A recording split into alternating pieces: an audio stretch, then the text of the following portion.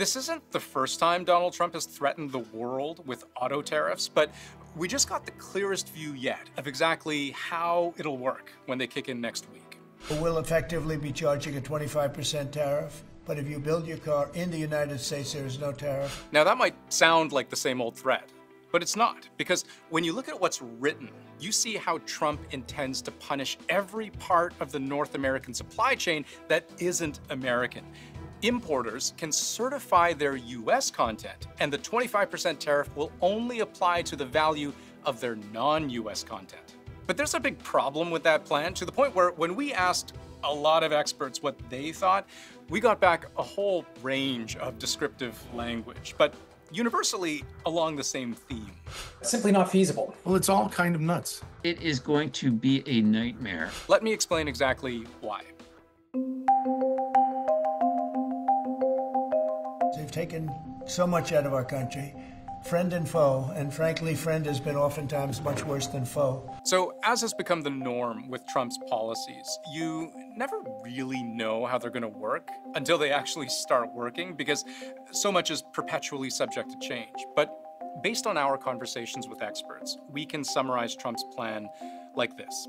Let's say we can take this car and chop it right up into 50% American parts and 50% Canadian parts. Trump appears only to want the Canadian portion of that car to be subject to tariffs, because if you're making stuff in America, great. If you're not, not so great. So if we're looking at a 25% auto tariff, that would effectively only really be charged on the Canadian half. What that amounts to is half of 25, or exactly a 12.5% tariff on the whole car. Trump wants to spur American manufacturing by giving big car companies a reason to make their cars in the US by making it too expensive not to. And on some level, all of this seems pretty straightforward until you realize how it's not actually all that easy to tell how much of almost any car is American.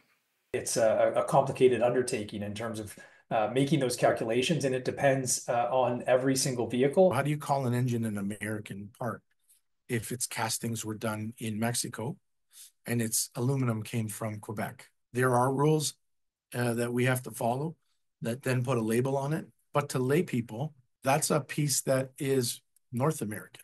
It's so uncertain and muddy because this doesn't make any sense. I mean, you're trying to unravel something that has been very, very much integrated for more than half a century. We've explained in previous videos how in car manufacturing, parts factories specialize in different things. And when you have free trade, as Canada and the US have had for decades, it's actually cheaper and more efficient for a car company to work in whichever country the specialist is. And the border really just doesn't matter, because it takes less than 15 minutes to travel between Windsor and Detroit, both cities where you'll find lots of these plants. So nobody is surprised anymore that if you're building a piston for a car engine, you might use raw aluminum, almost always sourced from Quebec, because that's where about 80% of North America's aluminum comes from.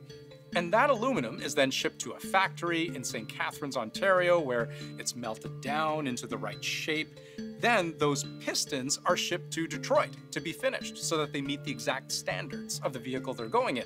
Except actually installing those pistons into the engine itself is a whole other process that happens in Windsor, Ontario, so back over the border. And then another team in Michigan puts the engine into the car and finishes the assembly. Yet another trip across the border. So the piston went back and forth across the border 3 or 4 or 5 or 6 times, not as a piston. First, it started out as the material, and then it was the first stage of processing, the next stage of processing. Eventually, it winds up in somebody's car. Now, there's something called the American Automobile Labeling Act that requires manufacturers to report how much of their vehicles are domestically made. But because the manufacturing supply chain between Canada and the US is so interdependent, legally, they don't separate the two countries. Basically, every attempt I've seen to track the strictly US content of a car hits the same roadblock, which is that the US federal government uses several approaches to determine the domestic content of vehicles sold in the US. All of them define domestic as a geographic concept, rather than strictly by nation of ownership. In this year's US Department of Transportation report on domestic car content, we can see quite clearly all of their data lumps Canada and the US together. And fun fact, reading this report shows you all kinds of neat things, like how a Japanese Nissan Pathfinder has more Canada-US content than a Ford F-150. Even American University in Washington, D.C., which annually publishes a so-called Made in America Auto Index, where Ford Mustangs, Jeep Wranglers, and Chevy Corvettes consistently rank well, they make clear their ranking is based on their score on US-Canadian content, which leads to all kinds of awkward reporting, where most American has to be put in quotes and disclaimers are needed like, no, we don't know why American University considers Canada part of the US. The National Transport Safety Organization doesn't make a distinction because it never had to, because there was never any tariff. Trump keeps thinking about this as three national industries within North America, but that's not the case. It's one industry that is completely integrated. So, turning back to Trump's plan, that manufacturers start tracking the exact American makeup of their cars. You remember that piston, right? Just one part in one engine. Multiply that by almost every single part, and you've got a car handled by hundreds of Canadian and American workers. How do you track all of that? What you're doing is tracking a component, a part, an input, and determining where it originated. Now, that sounds straightforward, but of course, when you look at a motor vehicle, a single part, like a screw or a bolt, may be incorporated into a larger component. Now, I don't mean to argue that any of this is impossible.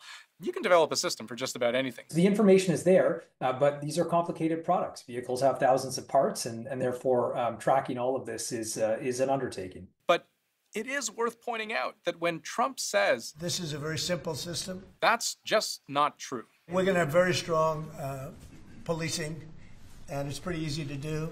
That's also just, if it's true, then it at least has to be acknowledged that a system on this scale just doesn't exist yet. Because, again, not that simple. An average internal combustion engine vehicle being sold in the United States has up to 20, often more than 20,000 parts in it. So there's going to be this kind of unrealistic attempt to kind of identify which part is made in America, which part is not made in America, how it came back and forth across the border. This is insanity in terms of policing this. Now, despite what Trump says, this is something I assume he understands. According to the White House, USMCA-compliant automobile parts will remain tariff-free until the Secretary of Commerce, in consultation with U.S. Customs and Border Protection, establishes a process to apply tariffs to their non-U.S. content. So, translation, they still need time to figure this out. But meanwhile, stock markets dropped sharply. Workers are being warned tariffs could be devastating, and consumers are on notice to expect higher prices. But you know which car company may stand to benefit most from this new provision? Or maybe suffer the least? Tariffs are going to be good for Tesla, sir. Good for who? Tesla, which makes it well, he is a fantastic Tesla. Will tariffs be good?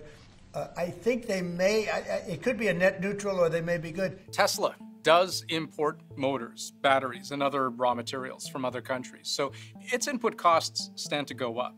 But it's also ahead of the pack when it comes to being made in America. Tesla might gain an initial advantage in terms of having a lot of its production in the United States because it doesn't have plants in Canada or Mexico, because all of its vehicles in North America are made in Texas and in California. A lot of its parts are made in the United States. Trump likely knows this. He's also not shy about openly supporting Tesla as a business, having showcased its cars on the south lawn of the White House earlier this month, even posing for photos with Elon Musk inside one. But Trump has told reporters Musk wasn't consulted on these auto tariffs because he knows there's a potential conflict of interest. But here's what Trump seems sure of. He says these latest tariffs will be permanent.